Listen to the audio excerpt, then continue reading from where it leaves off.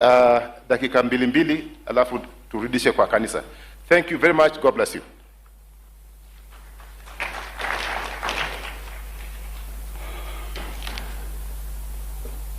Good morning, church. God is good. Come on, can I hear it? God is good. And all the time. You know, there was a Luo man who stood here and talked about Anne having cooked ugali that can make a highway all the way to Uganda. What he forgot to tell you is that most of that ugali was eaten by him. And he's number one, followed by me. Sisi ndio tumekula hiyo ugali sana. Ladies and gentlemen, the dear family of my best friend, my brother, my party leader, my business partner, my comrade in arms, I stand here with a very heavy heart this morning.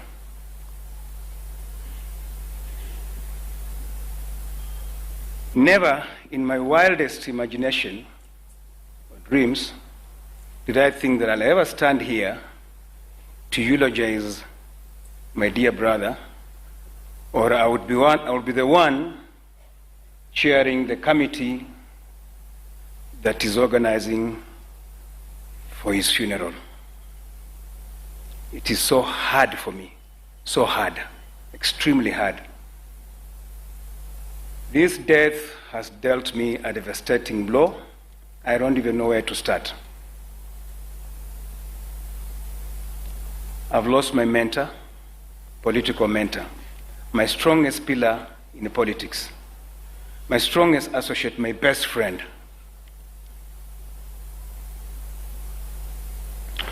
I am probably one of the very last people that Cyrus spoke to on phone, because I spoke to him on that Friday at 11 p.m. I actually called him at 10:59 and we spoke for 3 minutes until 11 or 2. So if you go to his call log, I'm probably one of the very last people he spoke to.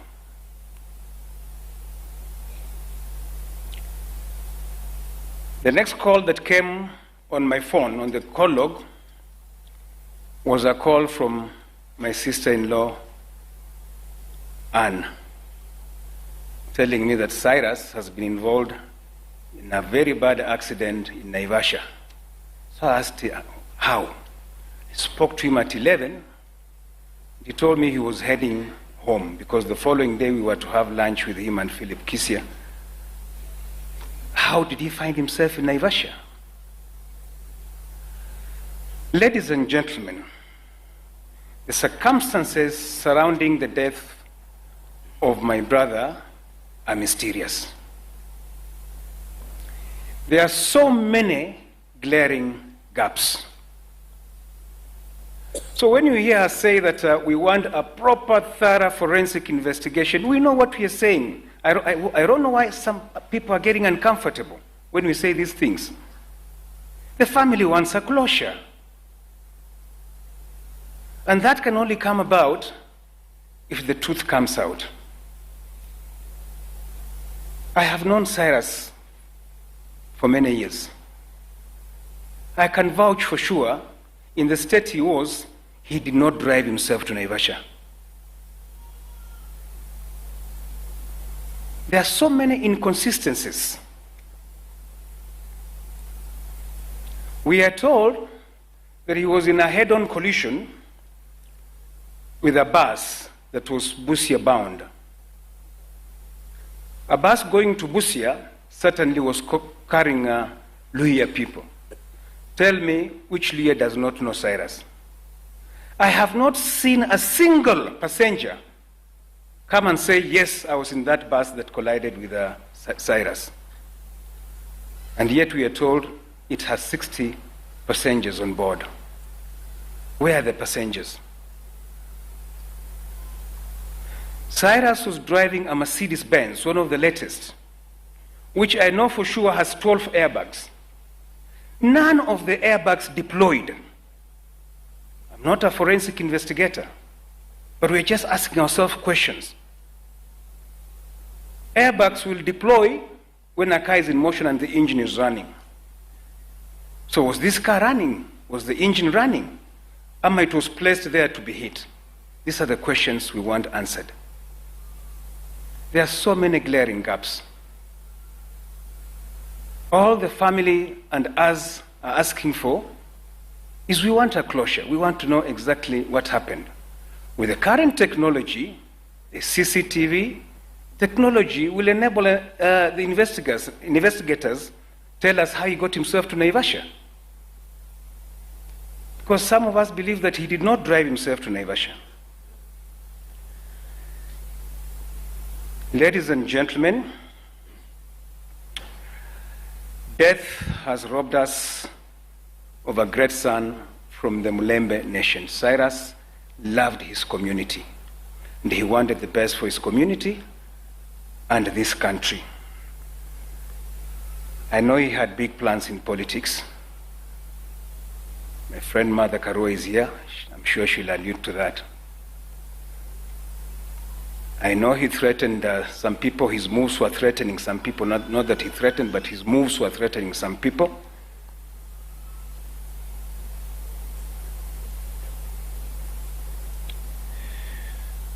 We depended on him for so much. He's left some of us as political orphans, but I'm sure God will show us the way. A generous man he was, and that one you can all attest. Alikuwa anapeana mpaka anajinyima yeye mwenyewe. He was even mean to himself and his family.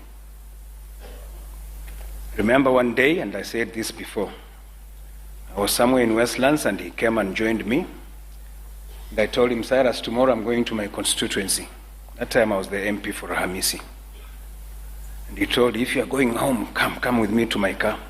I'll give you some money. So he took me, I was driving a white Land Cruiser. When he opened the boot, in that boot, there were 2 cartons of money in 1,000 denominations. I cannot estimate how much it was. And he gave me 500,000 Kenyan shillings. Just like that. You're going home, chukua hii. And I went to my constituency, came back on a Monday. And on Tuesday, I went to see him in his office at Loita House. He was still in Loita House. I went with a friend of mine called Mohammed Yunus. And Cyrus is like Khaniri. Do you have 50,000 shillings you give me? There are people in the waiting room more who I need to assist. So I told him, but Cyrus, you had money in cartons. He told me, it's Iwere. It's finished.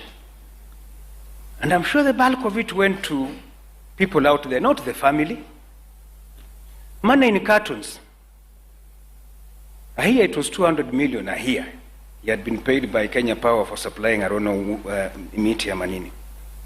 But the man was just finished like that. On a Thursday, you have 200 million. On Tuesday, unaomba shilingi 50,000. That was Cyrus for you. So, I have lost a dear friend. We used to call him Bishop Hope. He gave us hope even where there was no hope. It's Victor who gave him that name, Victor, Bishop Hope. I have been tasked with the responsibility of managing his funeral. I'm the chairman, together with Mheshimiwa Fred Gumo. I have a very strong team behind me. And that's why you see things moving the way they are moving. I want to thank the team that is working with me on the committee to give Cyrus a befitting send-off. My able team whose secretariat is headed by Kwamuchesi and who? My friend,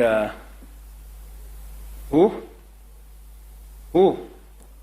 John Nyongesa, sorry, John Nyongesa. My treasurers are Sonia, Jirongo, and Regan, doing a great job. Thank you so, so much for the good job that you're doing. I will end there. It is very difficult. And we will not stop asking the questions we've been asking until we get the answers. Fare thee well, my beloved dear friend.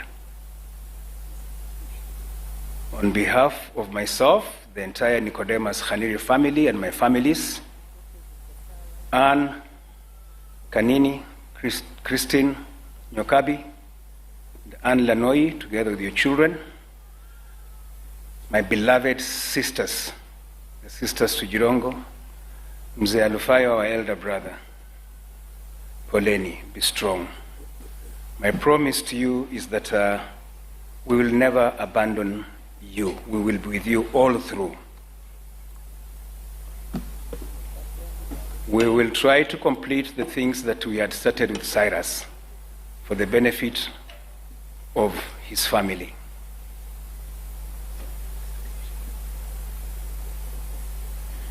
Thank you very much. Fare thee well till we meet again. Asanteni.